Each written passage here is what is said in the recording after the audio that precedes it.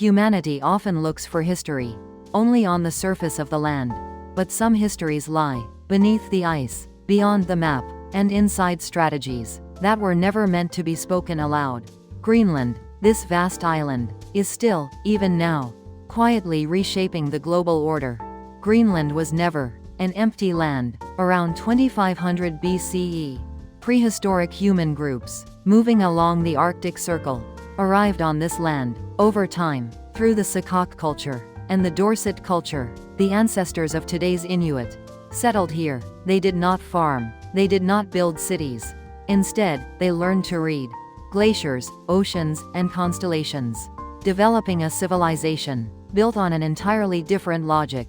Greenland was not undeveloped land, but a civilization completed in a different way.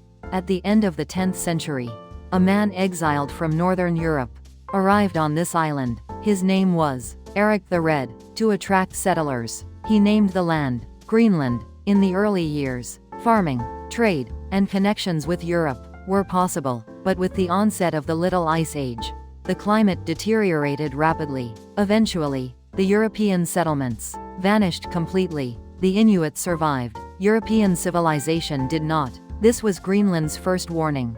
It is not a land that can be easily conquered, but a land that destroys any empire that fails to understand its environment. What the United States wants is not legal ownership of Greenland.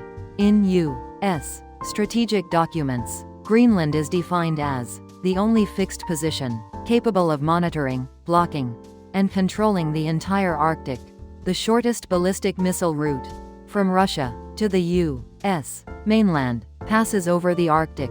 The Thule Air Base in northern Greenland is central to early warning systems, interception calculations, and satellite data relay. This means that if America's homeland defenses are breached, they will be breached from the north.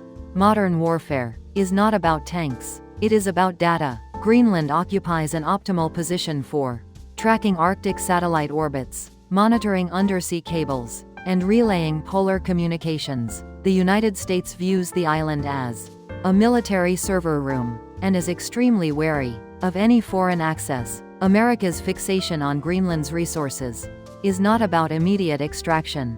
Rare earth elements, uranium, future energy minerals. Even if we don't use them now, we must prevent our enemies from using them.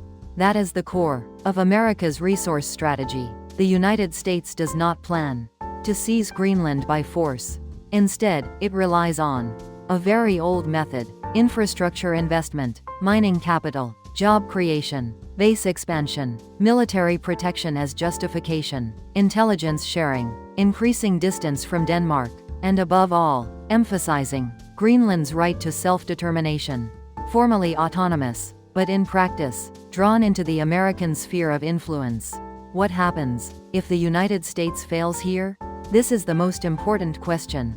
Scenario A: China's entry. China is already attempting to enter the Arctic through resource investment, port construction, and research facilities. If the United States loses control, the Arctic becomes the front line of U.S.-China confrontation. Scenario B: a multipolar Arctic.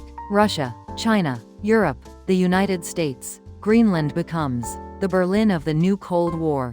In the 21st century, even without direct military conflict, shipping blockades, resource sanctions, and satellite interference become routine. Scenario C: a fracture in the global order.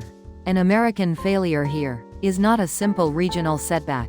It weakens dollar-based maritime control, undermines NATO's Arctic defense line, and erodes trust in the international order. This would be the first moment when the image of the United States as the manager of global order truly begins to crack.